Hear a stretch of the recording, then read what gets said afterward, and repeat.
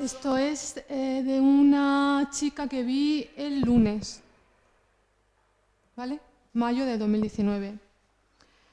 La alumna revela a compañero posible situación de abuso por parte de otro alumno del centro. Compañero convence a alumna para comunicar a dirección. Alumna relata lo supuestamente ocurrido en dirección. Dirección llama a la policía. La policía va allí al instituto, le toman declaración. La citan para que vaya después al equipo especializado de la policía, al UFAM, que es los que se encargan de la unidad que se encargan de los delitos con respecto a la familia y también ven a los menores. Dirección, junto al equipo de orientación, llama a la alumna y pide que clarifique algunos aspectos de lo supuestamente ocurrido y le piden que nuevamente lo vuelva a contar. El equipo de orientación invita a la alumna a desahogarse con alumnas del practicum de psicología. Vuelve a relatar qué es lo que le ha ocurrido, tiene 2 sesiones con las alumnas del practicum. Luego tiene que ir al centro de salud porque había habido penetración y entonces tiene que pasar una serie de pruebas y también profilaxis por enfermedad de transmisión sexual, embarazo, etc. Lo comenta el pediatra y el pediatra deriva al trabajador social del centro de salud y a la unidad de salud mental infanto-juvenil. En ambos sitios vuelve a relatar qué es lo que le ha ocurrido. Y Fiscalía de Menores llama a declarar a esta chica, por lo tanto vuelve a relatar. Y si no tuviera bastante, yo tengo que pedirle que me cuente qué es lo que ha ocurrido. Yo soy la última en ver a los menores. Luego vuelven de nuevo a declarar en el juicio. ¿Vale? Entonces yo soy la última hasta el juicio, si todo va bien. ¿Vale? Hay veces que nos llaman desde los juzgados para que seamos nosotros los que hacemos la declaración. O sea, para que tomemos declaración a los menores, que nosotros lo preferimos. Porque una cosa que hay que entender es que cada vez, primero, o sea, el menor víctima es como persona que necesita ayuda y por lo tanto hay que intentar ayudarlo y mitigar en lo posible las posibles consecuencias que se pueden derivar de todo esto. Pero por otro lado, el menor víctima es el menor prueba para un proceso judicial. Y la mayor prueba de un proceso judicial en la violencia sexual, porque la mayoría no hay prueba física, es la declaración del menor. Si tú tomas una muestra de sangre y pasa por 30 manos, ¿qué le pasa a la muestra de sangre? Que se contamina, ¿no? Si tú le tomas declaración a un menor 5 o 6 veces, se contamina.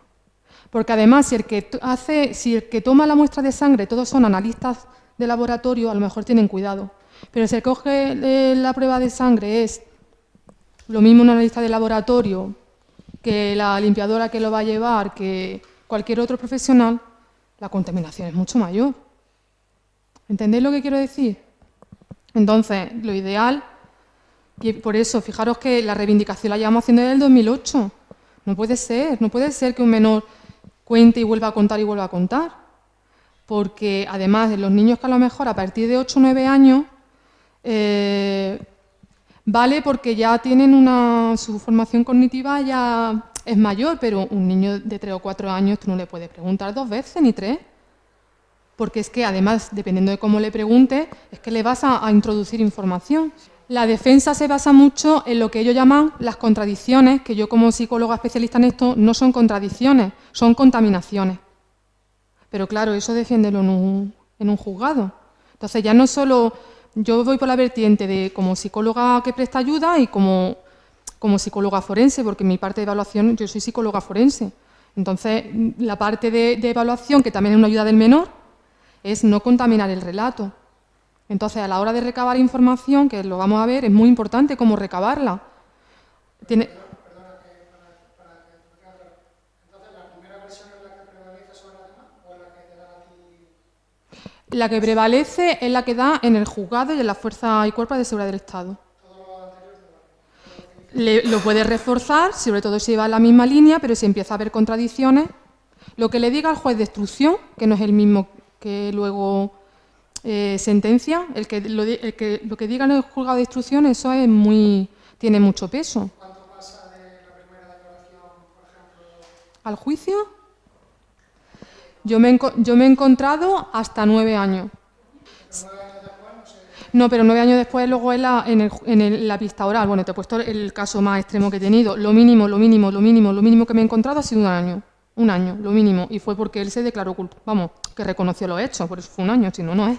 Si os encontráis en la situación en la que un menor revela lo que ha ocurrido, os voy a dar pauta para intentar obtener información de la manera menos contaminante posible.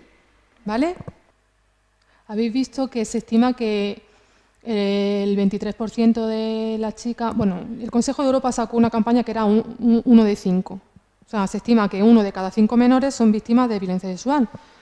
Si echamos cuenta a todos los chicos y chicas que hay en colegios e institutos, pues es bastante. ¿Vale? Bueno, es que me quiero ir aquí. Cosas que a veces nos sorprenden.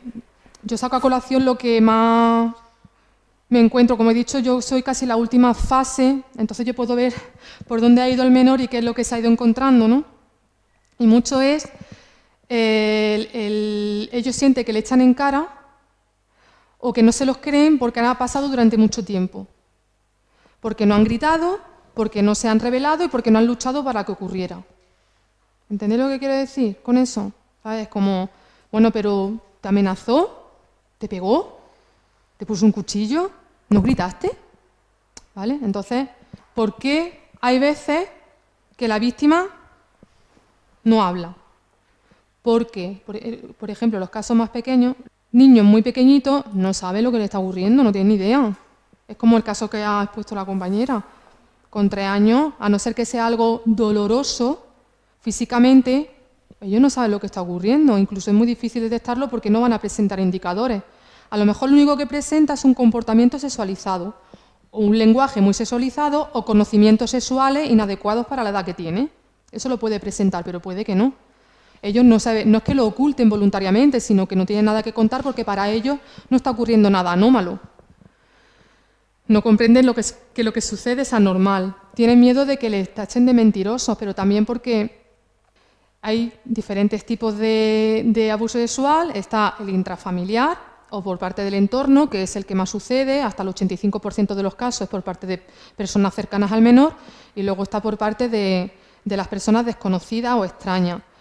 Cuando un menor es por parte de personas desconocidas o extrañas, suele ser un único episodio, que son, pues que está en el parque y viene alguien y le hace cualquier cosa, ¿no? Un ejemplo. Entonces, es un único episodio, la tipología puede ser en ocasiones algo grave, se suele utilizar a veces la fuerza, pero cuando el niño lo cuenta, todo el mundo le cree. Todo el mundo le cree, porque que tiene que ocultar de que le ha pasado esto. Pero cuando la figura que lo está haciendo forma parte del entorno, muchas dudas. ¿Cómo va a ser? Esto no puede ser una persona normal. Si es una persona, esto no lo puede hacer. Si además lo quiere mucho. Si... Entonces, como ese tipo de abuso tiene una dinámica propia, que es que se lo van ganando, porque es un tipo de abuso que empieza poco a poco, no es un tipo de abuso que llegan y utilizan la amenaza, la fuerza, sino que lo que hacen es, por ejemplo, una educación psicosexual, una educación sexual, ¿no? Porque le enseñan vídeos, le dicen esto, le dicen lo otro, luego empiezan con masajes que son confusos para el menor, porque a lo mejor empiezan de una manera normalizada o en partes del cuerpo que son adecuadas y no implican la genitalidad, y luego de repente sí la implican, o sea que es algo progresivo, ¿no? Y dentro de toda esa progresión, el agresor normalmente, como digo, no utiliza ni la fuerza, ni es violento, ni utiliza ningún tipo de estrategia, incluso ni siquiera la coacción ni la amenaza, por lo menos al principio, porque se ganan al menor.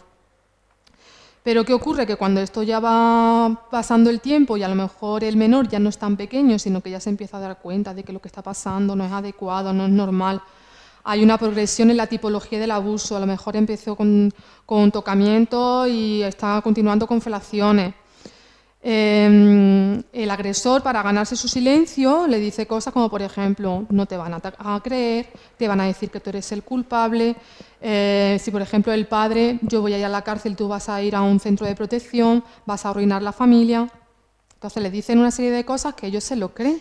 Y entre esos motivos de ocultación está el miedo de que le tachen de mentiroso, porque ya se han encargado de decirle que le van a decir que todo esto es mentira. ¿A quién van a creer? ¿A ti o a mí? Les da vergüenza decirlo, viven emociones o sentimientos contradictorios, vergüenza y atracción, admiración y malestar. Antes me comentaba una compañera si era posible que un menor pudiera sentir cariño hacia la figura que ejerce el abuso o si iba a presentar rechazo. Cuando es alguien del entorno del menor con las características que he dicho antes, y sobre todo si es, por ejemplo, la figura paterna, sí puede presentar cariño, puede presentar lazos afectivos y lo quiere. Lo que no quiere es que le haga eso. Pero a lo mejor en otra faceta es un padre, yo sé que es difícil de comprender, pero es lo que ha vivido ese chico o esa chica. Entonces no es un padre monstruoso las 24 horas del día. A lo mejor es que le concede más caprichos, o a lo mejor luego cuando va al parque se divierte mucho con él, porque el abuso no ocurre 24 horas, 7 días a la semana. Y entonces puede tener sentimientos ambivalentes. Quiere a su padre, pero no quiere que él haga esto. No tiene por qué presentar rechazo. Están a merced del agresor, están amenazados o lo creen así, tienen miedo a la represalia, tienen miedo a romper la familia, tienen miedo o ansiedad por la reacción de todo su entorno.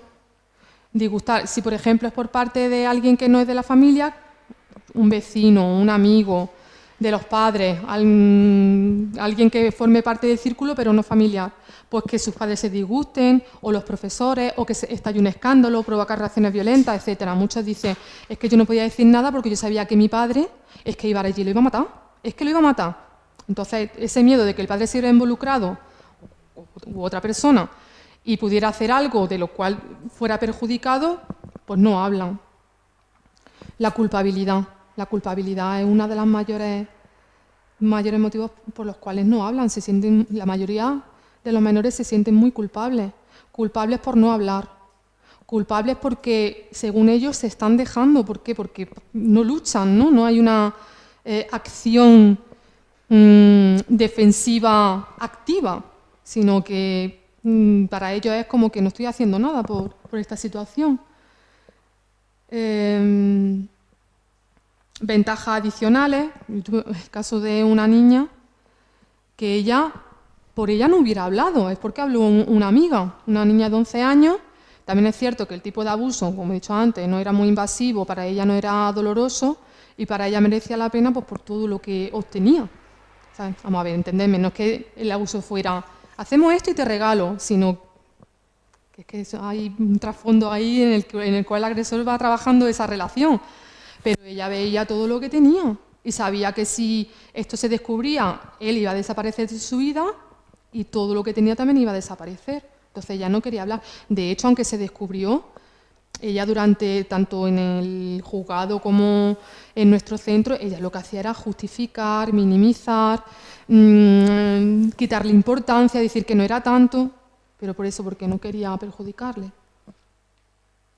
¿Vale?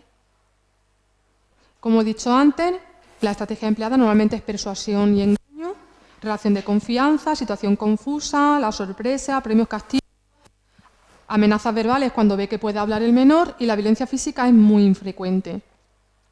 Y también hay una secuencia de conducta, ¿vale?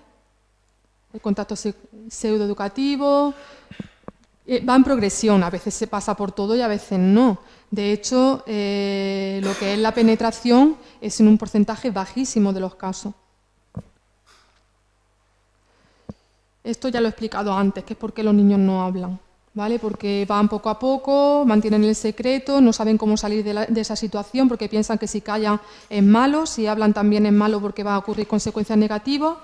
Entonces lo que hacen es acomodarse a esa situación y luego aparece la revelación espontánea o forzada o indirecta, que es o que ya no pueden más y por fin deciden hablar, o alguien les dice ¿qué te está pasando? Algo te pasa, algo te pasa.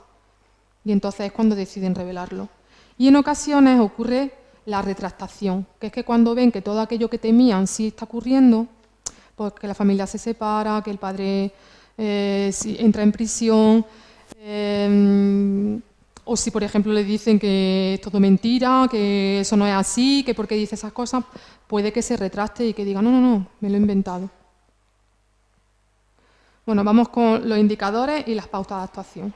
Los casos son 3 casos, no hay que trabajar sobre ellos, es para que entendáis lo de los indicadores. ¿Vale? El caso 1 es un niño de quinto de primaria que da una trayectoria brillante, sin problemática ninguna, hasta finales del primer trimestre. A partir de entonces ha bajado notablemente su rendimiento, presenta problemas de atención, evita salir al recreo, tiende a quedarse aislado y además ha faltado en varias ocasiones al colegio por dolores de cabeza y por dolor de barriga, ¿vale? Este es un caso. El segundo caso, varias alumnas de infantil que se han quejado a sus maestros porque un niño de segundo curso de infantil, llamado Marco, intenta continuamente bajarle las bragas, tocarle sus genitales. Cuando se niegan, el niño se enfada, intenta hacerlo a la fuerza. Y en el día de hoy, Cristina llega corriendo a su maestro y alterada le refiere que Marco se ha bajado los pantalones y le ha intentado meter la pilila en la boca a otra niña de su clase diciendo que quería follar, ¿vale? Y el caso 3 es Elisa, que tiene 5 años, una niña activa, risueña, simpática y cariñosa, que de lunes a jueves la lleva y la recoge del centro escolar la madre, pero los viernes, por causas laborales, es la pareja de la madre quien lo hace. Que la maestra observa cambios en Elisa, porque durante la semana de lunes a jueves está feliz, saltarina y revoltosa, pero los viernes está muy nerviosa y descentrada. Y viene notando también que cuando la pareja de la madre, Juan, la recoge, Elisa se esconde detrás de ella, se muestra esquiva, parece que lo evita, cuando antes iba corriendo a sus brazos, aunque luego se le pasa enseguida. Un día Elisa la pilla en el cuarto de baño con otro niño de su clase, tocándose mutuamente sus partes, dándose besos en la boca, pero les parece una conducta normal y no le dan más importancia. Pero hoy la maestra sí se preocupa porque hace unos comentarios, Elisa, a raíz de contar un cuento en clase, y dice, triste y preocupada, que a ella le gustaría ser como la princesa de los cuentos, que lleva vestidos muy bonitos, y el príncipe le coge de la mano, y no como ella, que era una princesa que tenía que ir sin ropa. El príncipe también iba desnudo, y a ella el príncipe le cogía de la mano, pero para ponérsela en el pito. ¿Vale? Si vemos estos 3 casos y vemos cómo se distribuyen los múltiples indicadores de abuso sexual a menores, nos encontramos que hay indicadores altamente específicos, indicadores de probable abuso e indicadores inespecíficos. ¿Vale? Los altamente específicos son aquellos que certifican, entre comillas, una alta probabilidad de que esté ocurriendo el abuso. Los de probable son una sospecha bastante importante de abuso. Y los inespecíficos son aquellos que aparecen que no son exclusivos del abuso y que pueden ser consecuencia de otras situaciones o vivencias. Teniendo en cuenta los casos aquí descritos, ¿qué indicadores veis en los casos, por ejemplo, que sean inespecíficos? El caso 1, ¿vale? Hay un niño con una serie de indicadores, pero que se puede deber, son indicadores multicausal, ¿vale? ¿Cuál veis vosotros que puede ser de probable abuso? ¿Por qué pensáis, por ejemplo, que es el 2 y no el 3? Que me quiera contestar.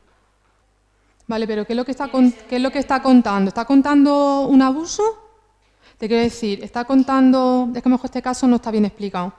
La niña llega y está contando lo que está haciendo otro niño. Utiliza una serie de actos y de vocabulario que no corresponde con su edad y están sexualizados, pero realmente no está diciendo que está siendo abusado. Claro. Él no está diciendo la niña que el niño ha dicho que follan con él, por hablar mal, ¿no? Sino que el niño está diciendo que lo que quiere es jugar a follar. ¿Vale? Entonces, ¿pensáis que este caso, igual que el indicador inespecífico, es multicausal? ¿Puede estar asociado a múltiples vivencias del menor o situaciones? No. Vale. Hay una sospecha bastante importante de que están abusando. ¿De acuerdo? Ahora, también tenemos que tener en cuenta que el origen de las conductas sexualizadas puede ser bien porque estén reproduciendo lo que están haciendo con ellos o bien porque hayan visto, ¿vale? Entonces, si han visto de manera accidental o porque los padres son negligentes, eso no es abuso sexual, ¿vale? Pero sí es una sospecha para empezar a investigar. Y el caso 3, vale, ¿por qué es altamente específico? ¿Qué nos encontramos en este caso? Hay una revelación. En este caso no encontramos indicadores inespecíficos, ¿vale? No encontramos indicadores de probable abuso porque no llegan a ser conductas sexualizadas, pero mirándolo todo nos da también como un refuerzo a lo que nos estamos encontrando, ¿sabes? Entonces podemos ver que incluso podemos llegar a decir que hay de los tres, ¿vale? Y ahora, ¿qué hacemos? Bueno, y una cosa importante, que un menor puede estar siendo víctima de violencia y no presentar indicadores, ¿vale? Los indicadores altamente específicos son los indicadores físicos, que en vuestro caso raramente lo vais a encontrar, eso pertenece más al área de salud, ¿no? Pero sí está la revelación del abuso, ¿vale? Es un indicador altamente específico. Lo de probable abuso, lo que hemos dicho, son todas esas conductas sexualizadas, ¿no? Como por ejemplo, que tengan conocimiento más allá de lo esperado para su edad, que tengan una masturbación compulsiva, una conducta inapropiada según la edad, ¿vale? Y los indicadores específicos son múltiples, hay muchos, pero son eso, inespecíficos, es que pueden obedecer, o sea, tú te paras a pensar y dices, venga, me leo alguno de estos indicadores y pienso en un niño que se acaban de separar los padres. ¿Presentaría alguno de ellos? Vale. Vuelvo a mirarlo y pienso en un niño que acaba de nacer su hermanito pequeño. También. Venga, ahora vuelvo a pensar y es que resulta que el abuelito del niño que estábamos unidos se ha muerto. También. Pues por eso son inespecíficos, ¿vale? Aún así, ahora vamos a ver cuando se presenten qué cosas podemos hacer. La revelación. A ver, el objetivo de nuestra actuación es que sea lo menos intrusiva, pero lo más efectiva. Partimos de la base de que si un menor voluntariamente acude a vosotros para revelaros que está siendo víctima de abuso, es porque ha decidido que seáis vosotros. Y eso es por algo. ¿Entendéis? Entonces, por mucho que os pille por sorpresa o por mucho que no os gustara pasar esa situación, pues se lo debéis a este menor, porque algo habéis tenido que hacer para que os haya elegido. Bueno, esto ya lo he comentado antes, que las características del abuso dificultan la obtención de pruebas en el procedimiento judicial. ¿Por qué? Porque no se suelen dar conductas violentas, porque el tipo de abuso no deja indicios físicos, solo el 12% hay penetración, por el síndrome de acomodación al abuso, lo que he comentado antes, porque a veces se retractan, porque el 30% de los menores a corto plazo no tienen secuelas psicológicas palpables, y porque no hay un síndrome o cuadro específico, no está el síndrome del niño abusado, ¿vale? Sino que puede conformarse con diferentes síntomas. Cuando se detecta un posible caso, ¿cuál es la única prueba disponible normalmente? Pues la declaración del propio menor, y eso es lo que tenemos que cuidar, ¿vale? Entonces,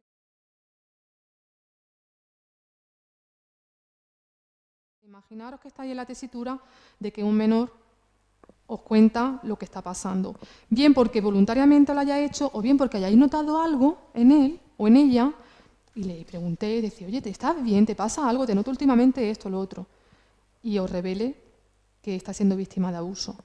Entonces, ¿qué es lo ideal? Yo voy a decir lo ideal, ¿vale? Luego ya se hace lo que se puede, ¿no? Lo ideal que es cuidar el espacio físico, es decir, imaginaos a lo mejor un niño más pequeño o en una situación en la que os empieza a contar y hay más alumnos o hay más gente. Entonces vamos a intentar, acompañándoles, pues me estás contando una cosa, pues mira, vamos a buscar un sitio que estamos cómodos, que estamos a gusto, y os vaya a un sitio pues, que sea lo más confortable posible siempre que podáis. Hay que eliminar los miedos a posibles castigos, ¿no? Si te ha hecho ya una revelación, decir, pues tú venga, no te preocupes, yo estoy aquí para ayudarte. Es crear un clima confortable para que el menor pues, pueda hablar lo máximo posible. Subrayar la importancia de la sinceridad, acentuar que el objetivo siempre va a ser ayudarle y protegerle. Esto no hace falta a vosotros porque estáis acostumbrados a lidiar con menores, pero adecuar las preguntas al nivel de comprensión del menor, utilizar sus términos y lenguaje. Lo que aparece en el vídeo del abogado de la defensa no es un gag, no es de broma, es real. O sea, a veces le toman declaración. A mí misma, cuando me han hecho tomar declaración, me han dicho, pero pídale al menor que diga cuánto tiempo duró. Pero se piensa que va a estar voy a poner el cronómetro. O sea, Esto ya, en una declaración le pidieron a una menor que dijera que cuántas veces había sido la penetración. O sea, no cuántas penetraciones, sino cuántas veces había ocurrido la penetración. Claro, yo decía, yo qué sé, ¿y para qué lo quieres saber, no? De otras cosas, pero bueno. ¿Cuáles son las pautas? Garantizar la protección del menor. Garantizar la protección es lo que hemos trabajado aquí con los casos, ¿vale? Que dependiendo de lo que nos cuente, no puede ser que nos diga que su padre está abusando de él o de ella, nosotros muy empáticos, nuestro clima confortable, nuestra escucha activa, termina de contarlo, suenan las 2:30 o las 3 menos cuarto o las 2 de la tarde y diga, bueno, pues mañana nos vemos aquí de nuevo. No, garantizar la protección es que si está contando esto tenemos lo que hemos hablado durante los casos, ¿vale? Escuchar activamente al menor, que hablaba también el compañero de la escucha activa. Esto significa que por mucho que nosotros queramos tener información que para nosotros sea válida, no podemos interrumpir al menor. Aunque nos esté contando una cosa que para nosotros sea como, pero vale, me está contando esto, pero yo necesito saber otras cosas, ¿vale? No lo vamos a interrumpir. Va a hablar lo que él quiera, durante el tiempo que él quiera, y si se va por los cerros de Úbeda, pues ya volverá, ¿vale? Pero primero tenemos que dejar que hable. Cuidar la reacción emocional, es decir, cuidar el comportamiento no verbal, la postura, los gestos, las expresiones. ¿Por qué? Porque si yo sé que es complicado, pero hay que tener cara de póker, sobre todo los niños pequeños, porque los niños pequeños se guían mucho por el lenguaje no verbal, porque además son súper intuitivos en eso. Entonces, claro, hay veces que la revelación puede ser no revelación, sino un comentario.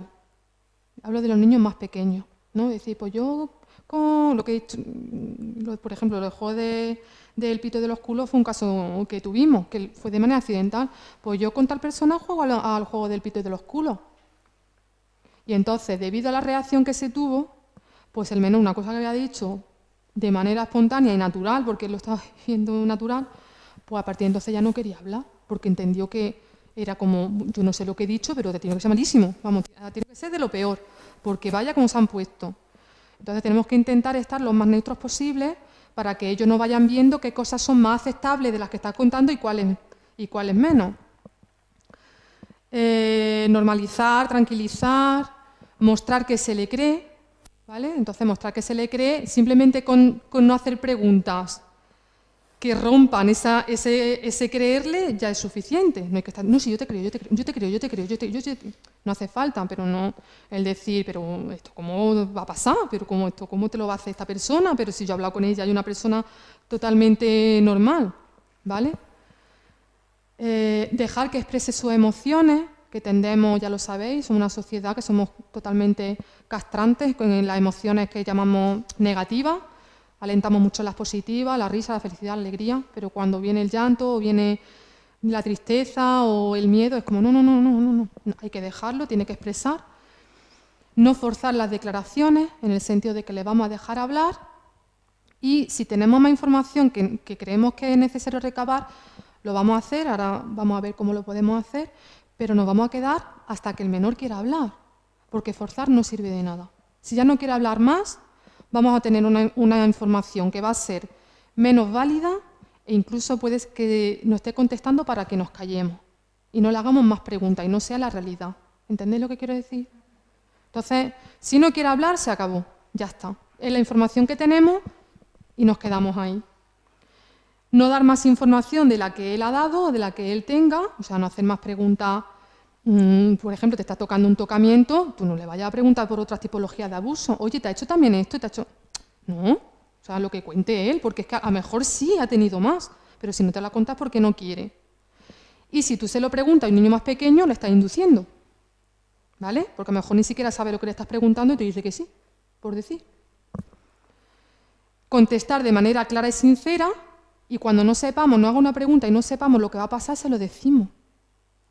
¿Ahora qué va a pasar? ¿Ahora va a pasar esto? ¿Va a pasar lo otro? Si no lo sabes, no le va a mentir. O, por ejemplo, decirle, no te preocupes que no vas a ver a esa persona nunca más en tu vida. Tú no puedes decir eso, porque no depende de ti y porque a lo mejor no es lo que el menor quiere. ¿Vale? Y ante preguntas del menor, empatizar y adaptarnos a su edad.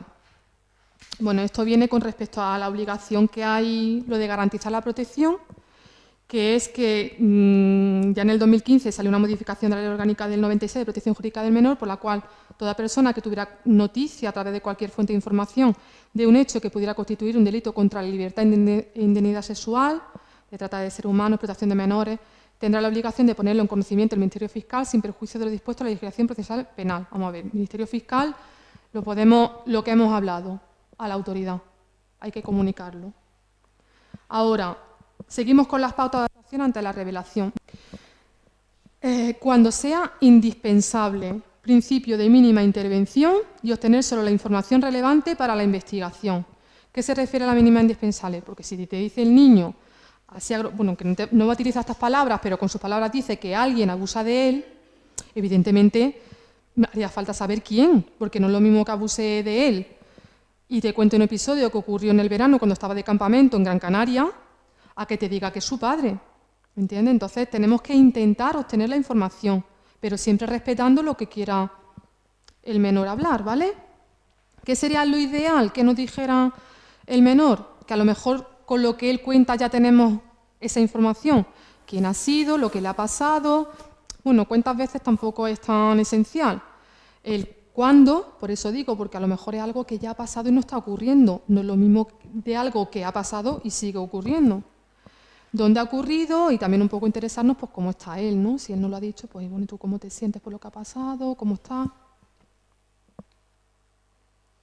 Y esto no da tiempo. Ahora, importantísimo, lo que nos cuenta el menor, hay que recoger las palabras textuales. Lo que dice el menor, no lo que nosotros trasladamos a nuestro lenguaje, sobre todo con los niños pequeños. Porque a mí no me puede venir una derivación diciendo la menor de 5 años verbaliza que ha sido objeto de abusos sexuales en forma de tocamiento por parte del progenitor no custodio. Vamos a ver. Eso que dice una niña de 5 años le dice, mira, te voy a verbalizar las siguientes manifestaciones. Hola, me llamo Carmen, tengo 5 años y he sido objeto de... No. Entonces, si la niña dice gominola, pues gominola, lo que dice. Es más, si la niña te dice que me toca la gominola y tú tienes que preguntar algo al respecto, tú no le puedes decir ni vagina, ni vulva, no. Tú le tienes que decir gominola. Tienes que utilizar sus palabras. ¿Vale? Dentro de recoger esas palabras textuales, también es importante recoger cómo ha sucedido la revelación, o sea, qué es lo que ha propiciado, o tú piensas que ha propiciado el revelar. Si ha sido porque voluntariamente ha ido al menor, si es que se estaba trabajando algo en clase y de repente ha salido esto, o si es que había ido notando que había cambios en el menor o algo que llamaba la atención, y al preguntarle a él ha sido cuando lo ha contado. Y también un poco cómo estaba cuando lo contaba, ¿no? Pues que le costaba mucho, no le costaba, lloraba, había que calmarlo. Eso es importante. Siempre realizar preguntas abiertas, ¿vale? Como por ejemplo, tú cuéntamelo de manera que yo lo pueda entender y lo pueda comprender. Y lo cuenta. Si tienes que indagar, preguntas abiertas. Bueno, ¿y qué más? ¿Qué más te ha pasado? ¿Hay algo más que me quieras contar? ¿Vale? Y no hacer preguntas cerradas, en la medida de lo posible, ni preguntas cerradas, ni preguntas de alternativa. Porque, sobre todo, los niños pequeños, y los que trabajen con niños pequeños lo saben, si tú le haces una pregunta cerrada de sí o no a los niños dicen sí. Porque es la aquiescencia, el fenómeno de la aquiescencia, todos dicen sí. Porque no atienden a la pregunta, sino que atienden a la entonación. Y cuando es pregunta, sí. Si tú le das alternativa, normalmente te cogen la última, porque es el efecto recencia. O sea, tú le cambias, hace poco lo hice con mi hijo, yo tengo un hijo que tiene 2 años y medio, y es que lo iba a grabar para cuando diera formación, aunque la gente lo sepa, no, pero es que fíjate, yo le preguntaba, ¿quién te gusta más, la seño Loli, la seño tal o la seño tal? Me decía la última, para pasar un rato, y le hacía la misma pregunta, pero le cambiaba. Me cogía la última que decía, pasaba un rato y le cambia siempre la última. Entonces, es que esa información no es fiable, porque los niños lo que cuentan es más el relato libre, ¿vale? Para no contaminar. Y luego también no hay que hacerle la misma pregunta varias veces, porque al final te cambia la respuesta. Porque ellos se piensan que es que se están equivocando. hablo sobre todo de los niños pequeños. Si tú le haces una pregunta, dices, y otra vez la misma, y es como, pues yo qué sé, pues no será eso, será otra cosa, voy a probar, a ver si así deja de preguntarme. O porque a veces piensan que si cambia la respuesta va a dejar de preguntarle. Y digo, mira, a ver, decís que no, a ver si ya cansino la cansina esta, ya deja de preguntarme. ¿Entendéis? ¿Alguna? ¿Muy claro todo? Aquí es fácil, luego si se presenta, yo sé que es complicado, pero bueno, tener en cuenta eso, que lo posible es preguntas abiertas, intentar no hacer preguntas cerradas, sobre todo los niños más pequeñitos, que es que se mete información muy fácilmente, ¿sabe? Incorporan, ellos las preguntas ya las van incorporando como parte de lo que han vivido, entonces es mejor que sea todo mucho más abierto, ¿vale? ¿Qué tenemos que decirle? Que le creemos. Ah, y otra cosa, una vez que nos lo han contado, no lo tengo aquí, sí. Agradecer que lo haya contado, ¿vale? Y terminar con temas neutros. Vamos a relajar el ambiente. Una vez que le haya contado, pues hombre, si conocemos un poco al niño, si sabemos que le gustan algunos dibujos, yo qué sé, o una niña o un niño que le gusta un equipo, lo que sea. Pero terminar con temas neutros para un poco descargar el ambiente. Tenemos que decirle que le creemos, que ha hecho bien en contarlo, que no tiene la culpa, que él no es el responsable, que vamos a hablar o ponerlo en conocimiento de las personas que pueden ayudarle o hacer que termine. ¿Y qué es lo que no hay que hacer? Cuestionar lo que dice el niño. Pero tú estás seguro, a ver si es que es malentendido, no lo habrá malinterpretado, pero si eso estaba cerrado, ¿cómo va a ocurrir allí? ¿Vale? Entonces, no significa que nosotros... Yo siempre digo lo mismo. A lo mejor el niño te está contando una cosa y te está diciendo tú en tu cabeza. Es que no, yo esto no lo veo, y yo esto no lo veo, yo esto no lo veo. Vale, pero aún así tú recaba información de la manera más abierta posible. Luego se tramitará esa información y los que corresponde ver si lo que cuenta es más o menos creíble, que es nuestro programa, pues ya valoraremos qué es lo que está ocurriendo. A nosotros nos llegan muchos casos, algunos salen creíbles y otros salen, o sea, en unos se confirma la sospecha y en otros no se confirma. Pedir detalles. ¿Por qué no hay que hacerlo? Para no influir sobre el recuerdo. Usar palabras que pueden asustar: abuso, cárcel, delincuente, denuncia, policía, detención. Afirmar que no se lo diremos a nadie, que guardaremos el secreto. Eso no podemos decirlo, porque no va a ser así. Asegurar que sus padres lo comprenderán o prometer algo que no podemos cumplir. ¿Vale? Ahora, ¿cómo actuar en el aula con menores que han revelado haber sido víctimas de violencia sexual? Imaginad, a lo mejor no lo ha revelado en el centro escolar, pero sí tenéis conocimiento porque los padres lo han informado de que su hijo ha sido víctima de violencia sexual.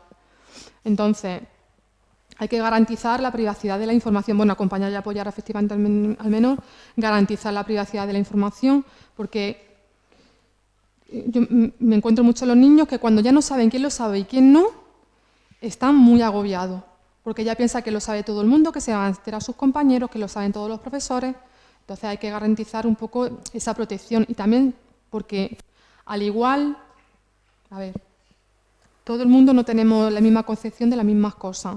Entonces a lo mejor para lo que una persona tiene que tratar a un menor víctima de abuso no es igual que otra persona, ni lo mira igual. Entonces no todo el mundo tiene que saber que ese chico o esa chica ha sido víctima de abuso. Hay que hacer un seguimiento del menor por si vemos cambios, al que nos llame la atención. Ya he comentado antes que en nuestro caso nos hemos coordinado en ocasiones con el equipo de orientación, o incluso yo he tenido reuniones con tutores, con profesores, con directores, con menores que han sido víctimas, pues para eso, para coordinarnos, para darle pautas, para explicarme los problemas que hay en el aula con este chico y esta chica, y con esa coordinación pues podemos hacer que el menor vaya adelante. Entonces, si hay veces que a lo mejor el menor permanece asintomático, incluso yo he podido verlo, hacer la valoración, confirmar la sospecha de abuso, pero que el menor en ese momento no presente ningún síntoma. Pero es posible que pasado el tiempo pues haya un inicio de esa sintomatología, porque es de efecto retardado la sintomatología, y a lo mejor se observa por parte del centro escolar. Pues vamos, llamar y decir, mira, que yo sé que estuvo este niño con vosotros en evaluación y es que estamos observando en el colegio esto, lo otro, y ya vemos lo mejor que podemos hacer para el niño. Ahora, sí que es importante no tratarle diferente, para que no se sienta diferente. Yo sé que muchas veces se actúa desde la buena intención, ¿vale? Pero es que muchos de estos niños ya se sienten estigmatizados y se sienten diferentes por lo que le ha ocurrido. Entonces, si le tratamos diferente, vamos todavía a reforzar más ese papel que tienen ellos de que son diferentes. ¿Qué quiere decir con esto? Que si un niño ha hecho una determinada cosa y eso tiene una consecuencia, si este niño hace esa misma cosa, tiene la misma consecuencia. ¿Entendéis lo que quiero decir? Mismas responsabilidades, deberes y derechos. No utilizar el filtro de la violencia, eso es importantísimo. Por eso también no me gusta, o sea, hay que garantizar la privacidad de la información porque ya hay veces que hay profesionales que ya cualquier cosa que pasa es, claro, como fue víctima de abuso, pues por eso, bueno, pues eso mismo lo ha hecho el de al lado y el de al lado no es víctima de abuso. O sea, es que hay cosas que pueden ser consecuencia de lo que ha vivido, pero que hay otras cosas que no tienen por qué ser eso.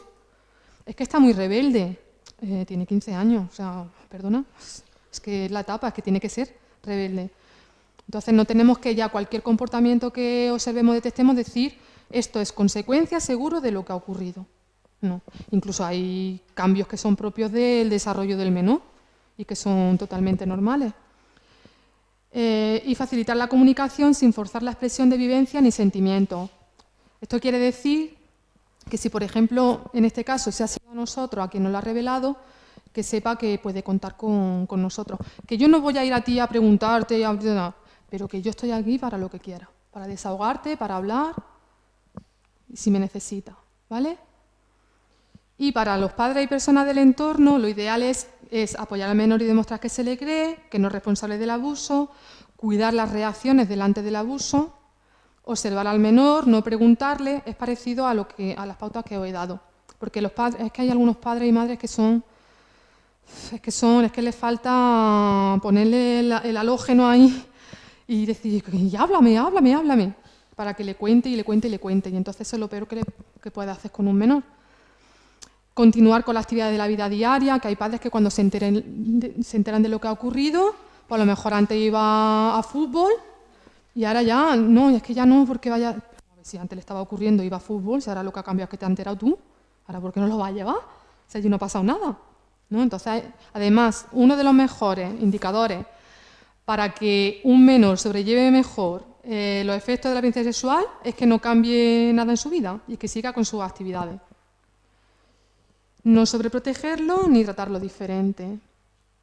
Lo que no hay que hacer, insistirle en que olvide lo ocurrido. A un menor no se le puede decir, no te preocupes que esto ya llegará un día en que no te acordarás. ¿Cómo? O sea, llegará un día en que cuando se acuerde no le afectará, eso sí, con el tratamiento adecuado. Pero ¿cómo lo va a olvidar si forma parte, o sea, una vivencia? Pues como todas las vivencias. Y además, precisamente aquellas que decimos que son negativas son las que más se nos quedan, ¿no? Entonces no podemos decir eso, ni presionarle para que cuente, ni responsabilizarle, ni recriminarle por no haberlo contado antes, que esto no lo encontramos mucho, ni la sobreprotección. ¿Vale? Y ahora, que no tenía puesto ahí, con respecto a las conductas sexualizadas, lo que hay que hacer es lo que ha dicho la compañera, exactamente, es normalizar la situación, poner cara de póker y preguntar por lo que está haciendo, como he dicho antes. Pues mira que está haciendo esto, pues cuéntame en qué consiste, dónde lo has aprendido, quién te ha enseñado, ¿de acuerdo? ¿Y qué hacemos con indicadores inespecíficos? Pues los indicadores inespecíficos son aquellos que nos están diciendo que está pasando algo está pasando. ¿Qué podemos hacer? Indagar. Vamos a indagar y vamos a ver a dónde nos lleva, ¿vale? Entonces, como hemos dicho que son multicausales, pues si estamos viendo que presenta diferentes indicadores y como he dicho antes, y es que los padres están en proceso de separación, pues ya tenemos una explicación, no nos vamos ahora a elaborar teorías de que vamos a ver si detrás, no, nos vamos a quedar con la explicación más sencilla, ¿vale? Si no encontramos ninguna causa, porque evidentemente si yo me encuentro esto, pues tendría que compartirlo con la familia, ¿no? Decir, oye, ¿cómo está el niño en casa? Es que últimamente veo que como que está más distraído, está más nervioso. A ver ellos lo que nos dice, a lo mejor dice, sí, es que ha muerto mi suegro y el niño lo está pasando mal. Vale, pues ya está, ya encontramos la explicación. Los indicadores específicos es el punto de partida para encontrar una posible explicación de lo que le está pasando, del desajuste que está presentando el menor. que puede ser cualquier causa, ¿vale? Y ahora, bueno, buenas prácticas. En 5 días, o sea, la maestra detecta indicadores de cambio en alumna de 11 años y le pregunta. Y obtiene información, pero la niña no habla nada de violencia sexual. Pero luego llega la compañera de clase y le refiere a la maestra que la alumna le ha dicho a ella que sí ha sido víctima de violencia sexual. Hablan con la alumna y al final la alumna reconoce que sí, que ha sido víctima de violencia sexual. Entonces hay una denuncia ante la Guardia Civil, le toman la declaración a la menor, el centro escolar deriva nuestro programa y a los 5 días estamos viendo a la menor. Dentro de las entidades derivantes, a ver, nuestro programa puede derivar cualquier entidad pública. A nosotros nos deriva educación, nos deriva salud, nos deriva juzgados, nos deriva servicios sociales, el servicio de protección de menores. Entonces, la rapidez, ¿cuál es? Que quien detecte, derive. Vale. Y no quiero terminar sin hablar sobre la herramienta más poderosa para la violencia sexual, que es la prevención. La prevención es la herramienta más poderosa. Nos falla la educación afectivo-sexual, nos falla. Los menores no saben lo que es el abuso y no saben cómo pararlo. Tienen total desconocimiento. Yo voy a hablar simplemente de prevención, pero lo ideal es que hablar de prevención de abuso se tiene que enmarcar dentro de la educación afectivo-sexual. Yo no puedo hablar con un menor. Lo primero que reciba del área sexual sea hablarle sobre abuso sexual, sobre lo más negativo que hay dentro de la sexualidad. Lo ideal es primero hablar la afectividad, que se conozcan a ellos mismos, que sepan diferenciar las emociones, cómo expresarlas de manera adecuada, qué cosas les gustan, qué cosas no les gustan. Luego hablaré acerca de la sexualidad, los más pequeñitos, el origen, el nacimiento, nuestras partes, la funcionalidad de nuestras partes, y luego ya hablaré de prevención del abuso sexual. Bueno, también había puesto algunas recomendaciones de cara al centro escolar que serían las adecuadas para evitar malos entendidos.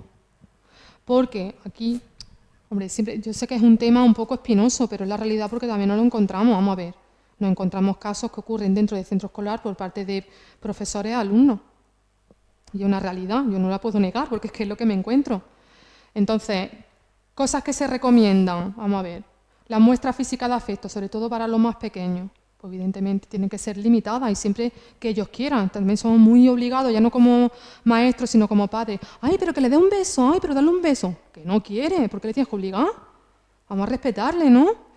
Si vamos a intentar que ellos aprendan el respeto al propio cuerpo, no seas tú el primero en decirle, bésale, dale un abrazo. Entonces no se abraza a la fuerza, ni con excesiva presión, ni duración, y evidentemente nunca se tocan zonas íntimas ni erógenas. Pero que esto que parece de perogrullo, que hace poco no hemos encontrado, que no se puede decir que es violencia sexual, de un profesor que sienta a sus alumnas que tienen 16 años en sus rodillas. Pero vamos a ver, que yo no sé lo que quieres ni lo que no, pero qué necesidad tienes de esto, del problema que te puede llegar a buscar. No. Bueno, permitir rechazar la muestra de afecto. En la medida de lo posible, evitar quedarse a solas con un niño, es decir, si te tienes que reunir y puedes dejar la puerta abierta, pues mucho mejor. Evitar juegos, bromas o castigos que impliquen pues, besarse o conductas que tengan alguna connotación sexual, pero también entre los propios niños. Las novatadas, que ya sabemos. Bueno, luego esto con respecto a las excursiones y demás, los que hay pernoctas, pues evidentemente no entrar a las habitaciones de los menores, o si hay vestuarios, pues no entrar a los vestuarios, y si tiene que ser, pues más vale que sean dos y del mismo sexo. Esto es importantísimo y a veces, sobre todo, pero ya es por salvaguardaros a vosotros, que es no mantener encuentros ni comunicaciones con alumnos fuera del contexto escolar, ¿vale? Ni presencial, ni por correo electrónico, ni móvil, ni plataformas sociales ajenas a oficiales. ¿De acuerdo? Luego, cosas que nos encontramos y que también seréis conscientes, hay muchas veces ese sentimiento, ¿no?, de enamoramiento de alumnos hacia los profesores. Entonces, evidentemente, quien tiene que manejar de manera efectiva y de manera cautelosa esa situación es el adulto, es el profesor o profesora. Y lo ideal es que cualquier imagen del menor no se haga con el teléfono propio, sino que sea con un dispositivo que pertenezca al centro y que se quede en el centro, ¿vale? Y ahora, como he dicho antes, la herramienta más potente, ¿cuál es? La educación afectivo-sexual. Y, por ejemplo, yo pongo aquí, hay material para aburrir. Y he puesto cuentos por aquello de que como es equipo de orientación y profesorado, bueno, decía, ya recurre a medios audiovisuales, pues que sea también a través de cuentos. Pero que en internet encontráis muchísimo material. Estos son, mira, por ejemplo, la regla de Kiko es súper sencillo, desde infantil se puede utilizar. Estela grita muy fuerte, lo mismo. Clara y su sombra trabajan muchísimos aspectos, no solo la prevención, y está bastante bien. Lo encontráis en internet, o sea, Clara y su sombra lo podéis sacar de internet, entero, todos los módulos que trabaja. Y ojos verdes, pues lo mismo. Pues entonces, vamos a ver, que es algo que ocurre, que no pasa nada. Por eso, pues si hay que leer, imaginan infantil, se leen muchos cuentos, pues hoy vamos a elegir este cuento. ¿Vale? Y se lee, porque es que los niños tienen que saber eso, que es que su cuerpo les pertenece, que hay partes privadas que ni pueden dejar que las toquen, ni ellos tocar. Hay menores que cuando son víctimas de abuso cuando son pequeños y deja suceder cuando son pequeños, por ejemplo con 10 o 11 años, pueden permanecer sin ningún tipo de sintomatología y cuando llega la adolescencia puede haber problemas en la esfera sexual. Puede haber. ¿Cuáles son? Pues por ejemplo, si van a mantener relaciones, pues que haya un rechazo, o puede pasar todo lo contrario, que hayan aprendido que la afectividad es sexualidad y haya promiscuidad. Pueden suceder las dos cosas. Puede haber problemas de identidad sexual, sí. Vamos a ver, que las personas que tengan problemas de identidad sexual no quiere decir que sean víctimas de abuso, pero sí hay menores víctimas de abuso que tienen problemas de identidad y de orientación, ¿eh? De las dos cosas. Puede haber. Cuando los niños son pequeños y revelan que están siendo víctimas de abuso, es un alto porcentaje porque un niño que es pequeño, como no tiene experiencia sexual, en su cabeza no cabe una experiencia sexual. Es decir, ellos saben que el pene es para hacer pipí y la vulva es para hacer pipí, pero jamás se le puede pasar por la cabeza que un pene se pueda meter en la boca o pueda rozar sus partes. Entonces, si da ese tipo de información, es que va más allá. Los niños pueden fantasear, yo qué sé. Pues esta noche he visto a Peter Pan. Pues vale, porque conoce a Peter Pan y puede fantasear, pero no pueden fantasear sobre una conducta sexual, a no ser que la hayan visto o la hayan vivido. Cuando son adolescentes, todo esto lo estudiamos cuando hacemos las valoraciones, ¿no? Puede haber motivaciones, es decir, hay que estudiar caso a caso. Y hay veces pues que sí, pues que hay motivación, a lo mejor una relación de pareja, o a lo mejor que hay rencilla, o puede haber muchos motivos. Y ahora, los niños más pequeños, los que vemos que no se confirma, normalmente es por dos motivos. Casos en los que hay alta conflictividad entre los padres que están separados, con muchas denuncias cruzadas, ¿sabes? Pues este me ha hecho esto, este me ha hecho lo otro, esto no es... incumplimiento de régimen de visita, o sea, que están a la gresca, ¿no? Y uno de ellos dice que el niño dice que o bien la otra parte o la pareja de la otra parte ha abusado del niño. Entonces, en eso no es que todos sean no confirmados, pero sí me encuentro que no se confirman tanto como aquellos que no tienen esa tipología, ¿vale? Eso por un lado. Y luego, otras veces nos encontramos que ha sido un malentendido.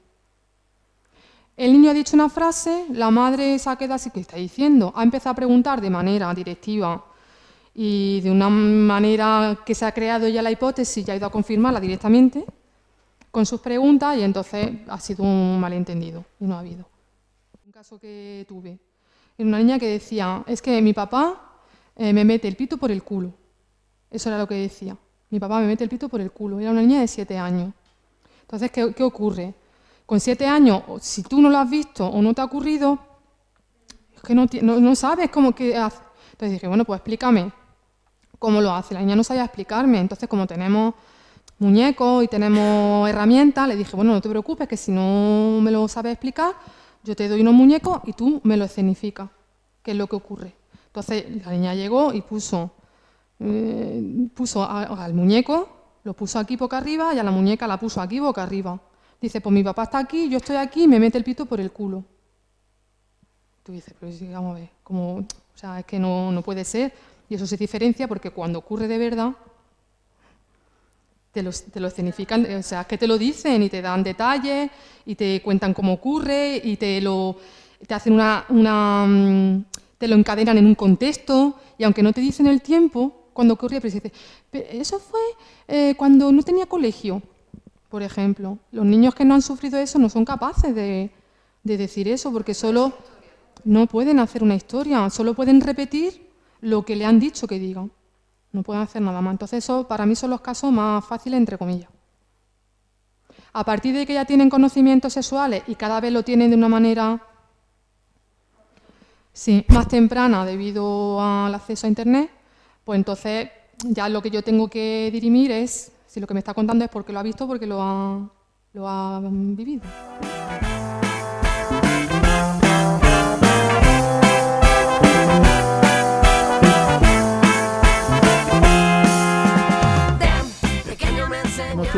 Tenemos un caso, ¿vale? Una chica, un chico nos ha contado un tema, lo hemos detectado.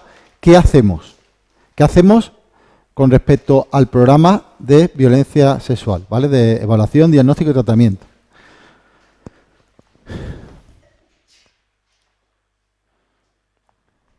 Bueno, ya hemos pasado de la sospecha, ¿vale?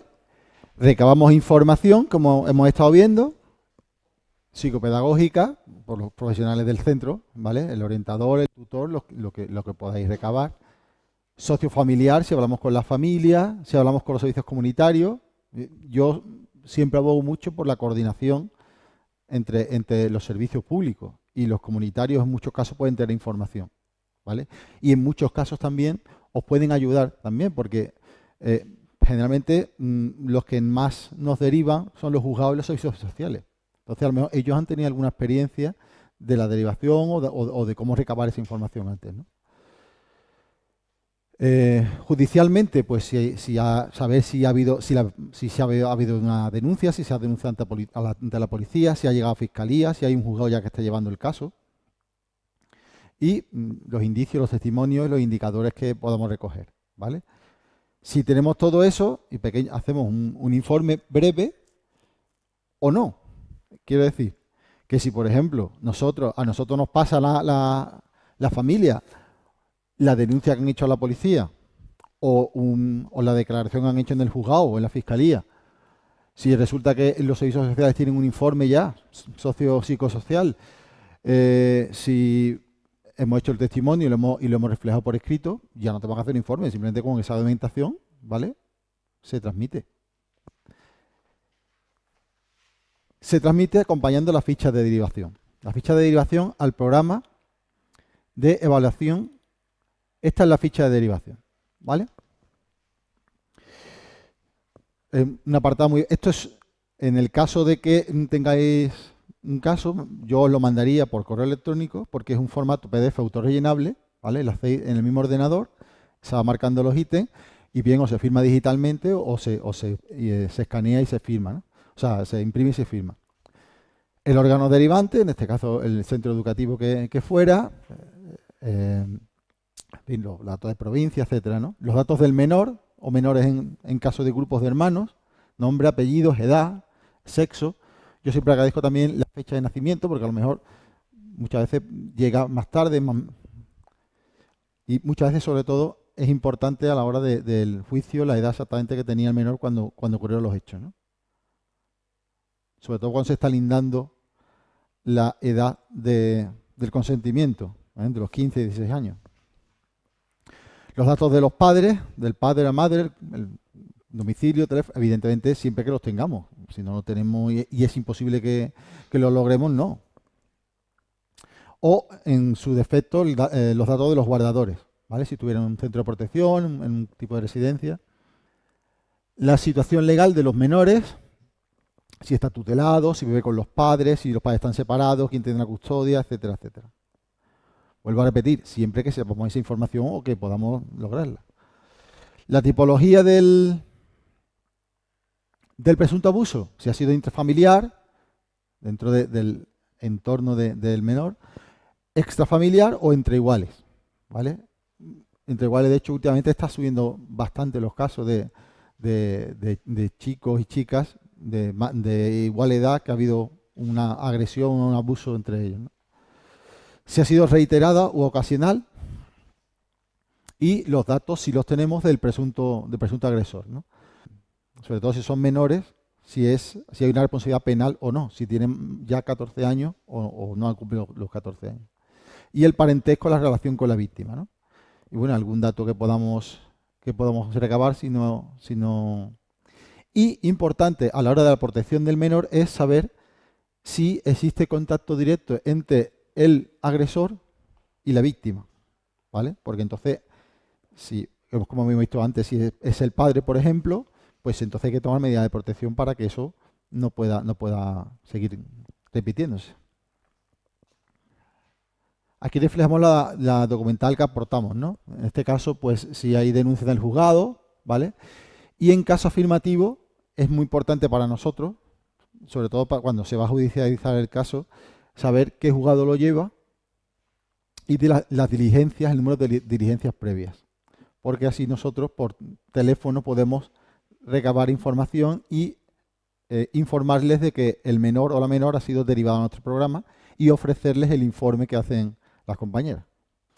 Si la familia ha denunciado, por ejemplo, o ha denunciado a alguien y la denuncia la ha hecho en fiscalía o la ha hecho en la policía, eso va a llegar a un juzgado y el juzgado va a tener una citación o va a llamar a declarar a la familia. Si la familia debería tener una copia de esa declaración.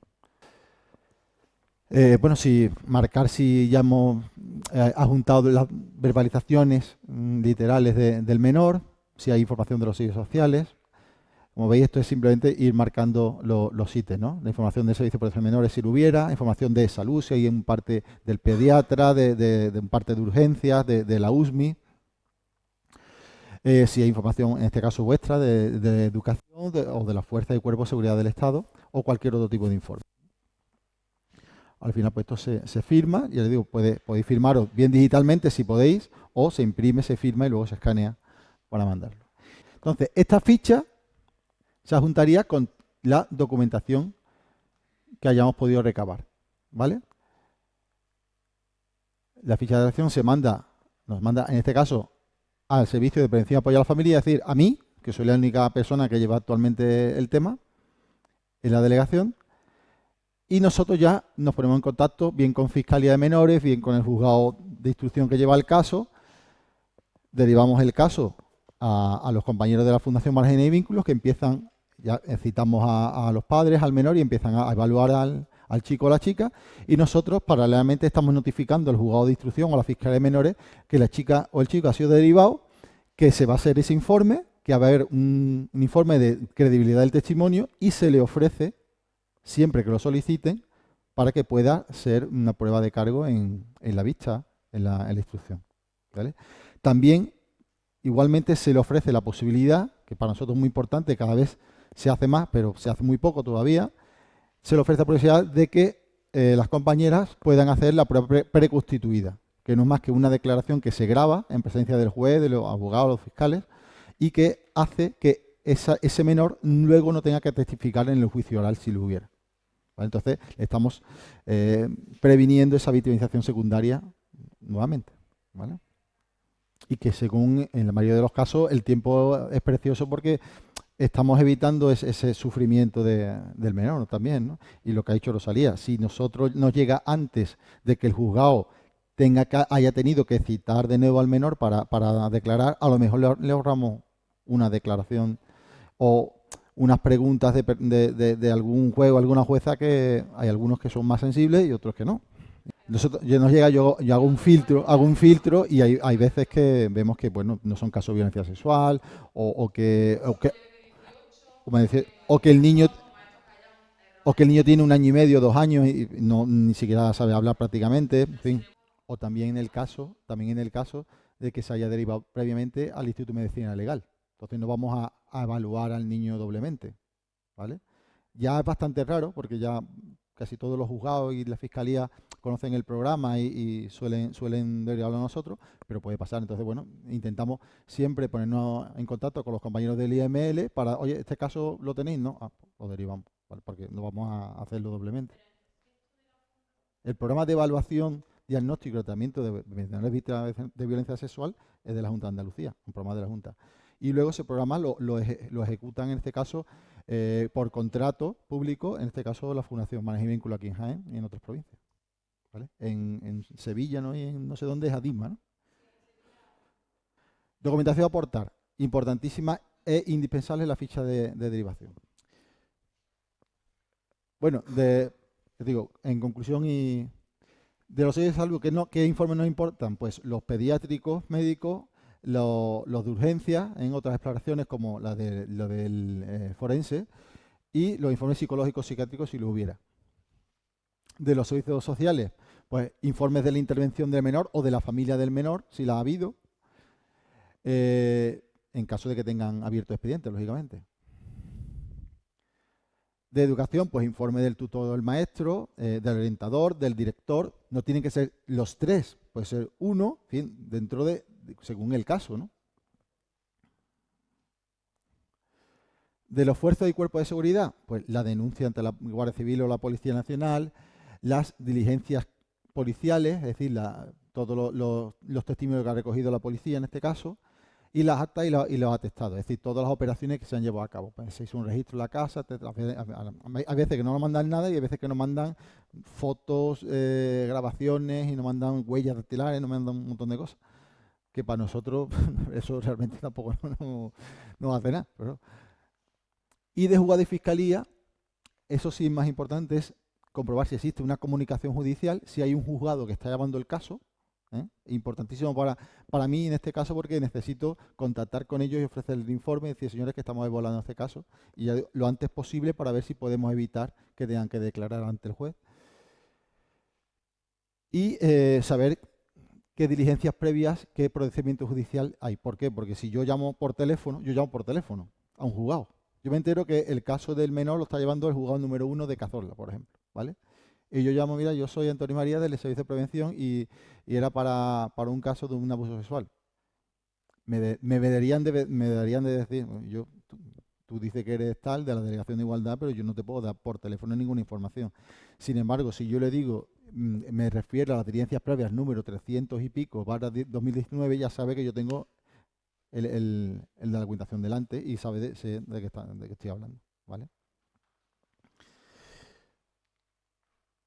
Lo más importante, para mí lo más importante, como resumen de todo, es que si una vez recuperada toda la documentación, antes de remitirla, comunicar con nosotros, conmigo en este caso, para que toda la información que hemos recogido es pertinente o hay alguna que falta que es imprescindible, ¿vale? Con el fin de evitar el retraso en la derivación a la Fundación Márgenes y Vínculos y para intentar ser lo más rápido posible. Entonces, eso nos sirve para cualquier duda. Si yo me tengo un caso y tengo duda porque tengo una sospecha, porque no sé qué exactamente qué tengo que hacer y tal, pues me llamáis, contactéis conmigo telefónicamente por correo electrónico y para eso estoy. Nosotros hacemos evaluación y tratamiento. Cuando nos llega un caso para valorar y una vez que terminamos la valoración, confirmamos la sospecha y el menor tiene afectación como consecuencia de lo que ha vivido, pasamos a tratamiento y hacemos una intervención terapéutica con el menor y con la familia. Porque hay veces que el menor no tiene afectación porque a lo mejor no ha sido consciente, pero la familia sí está afectada. Entonces tenemos que trabajar con ellas para su propia salud mental y para que también esa afectación no la induzcan al menor, ¿vale? Hay veces que trabajamos de manera psicoterapéutica y a veces trabajamos de manera educativa. Hay menores que a lo mejor no presentan secuelas por lo que ha ocurrido, pero sí tienen una vulnerabilidad para ser nuevamente víctimas de violencia sexual. Bien porque son menores que son muy callados, que son muy sumisos, que no tienen factores de protección, y entonces le hacemos una intervención educativa, que es la educación afectivo-sexual y prevención de abuso. Y otra vez me equivoqué, confundí el amor y el sexo, incapaz de mantener una amistad por un cliché.